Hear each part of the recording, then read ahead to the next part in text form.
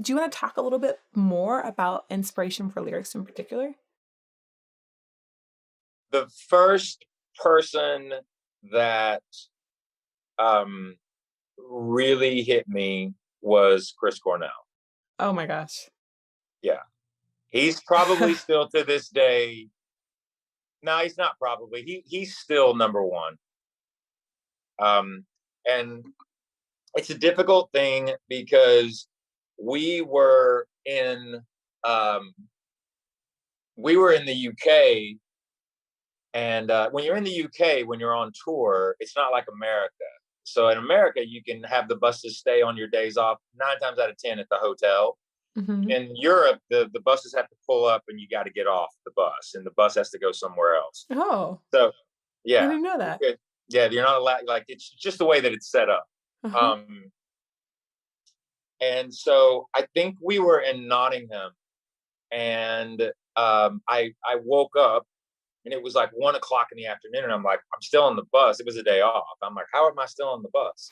And because normally they pull up, it's about 8 o'clock in the morning, 9 o'clock in the morning. It's like, get off the bus.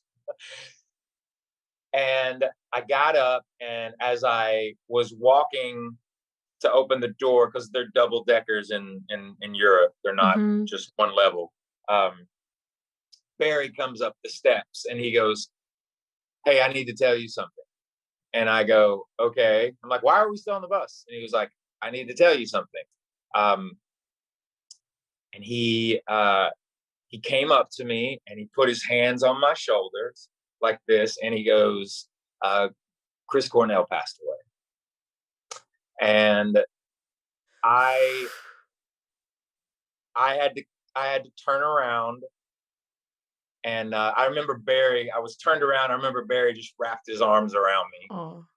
and I just very very quietly, I just bawled my eyes out for like an hour.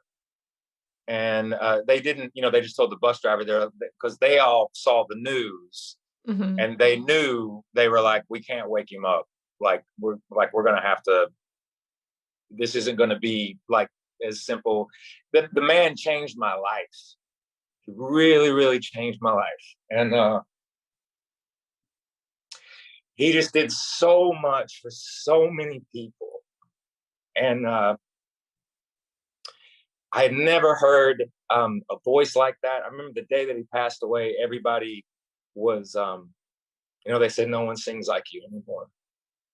And, I'm sorry I'm getting emotional about it, but he You're really good. affected me. He still affects me to this day. And, he was one of those people where I think his voice was the first voice that I heard where I really believed that what he was saying, he meant it. And I studied him. I listened to his vocal style, all the way back to the Loud Love era. And I think about the conviction and how he used his voice as an instrument. The only other person that I could put in the same category of him, and how his voice, like he really used his voice as an instrument, and the way that he would lyrically project and what he was talking about, the closest thing on the female side of that in a more modern day would have been Amy Winehouse, Mm. where, you know, her voice was used as such an instrument. And again, unfortunately, someone that we lost, way, way too young. Um, it's interesting that, the ones that were the greatest at what they do, it always seems like they're taken away far too soon. Do you feel like, especially with you mentioned like you could have died in some of your darkest times? Do you feel like that could have been me at any point? Absolutely. Yeah. And it's something to, where I see it. And a lot of it is because, we're actually very, very approachable as a band. We've always tried to be that way Mhm. because we want people to feel that they can approach us anywhere at any time. Once again, going back to the audience, they're the whole reason why we're able to do what we do in the first place. our audience has given us a platform. They've given us a Yes. platform to be ourselves, and it's because we want them to be themselves as well. So when we write these songs and we put these lyrics together and we labor, I mean, labor over this material in the studio and really focus on it and really ask ourselves, are we conveying exactly, is the point getting across? Are we achieving what we are setting out to do? Mhm. We've never been the band that's like, okay, you got your three singles, the rest of the album is like filler. We don't do that. Like if it's on Mhm. the record, it's on the album, that means that we wanted it to be heard by the world. Um, and so having that, once again, it goes back to the responsibility. And there's been so many people that have come up to me over the years, and I say this with humility, and I mean it.